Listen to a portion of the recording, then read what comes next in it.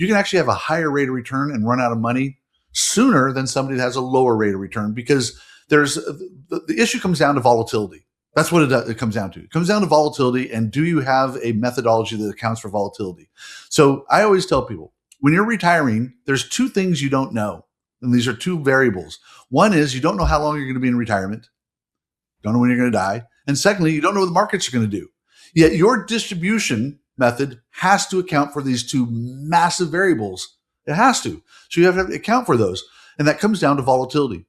And so I always tell people that the certainty, as much as we can never be certain of any returns, but we want to try and lower our volatility so that we have as certain as we can, a certain idea about where our returns are going to be in. So if we reduce the volatility, we may actually have a lower return than maybe your uncle or your cousin, but we're going to be more certain where we're going to be in the long run over the next 30 years, so that we can predict, again, as well as we can, what our distribution should be. And then we can account for that depending on what the markets do.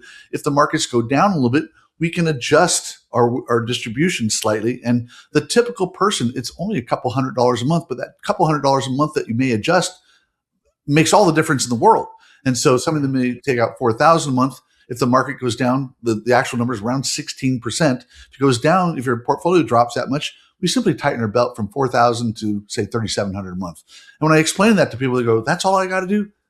That's all you got to do. But you have to have that in writing. You have to know what that number is. And so that's why it's so important to know what your volatility is. Dave Ramsey makes no account for volatility in his 8% rule. He just says, you can take it out because the math is you're making 10%, you can take out 8%. There's no accounting for volatility.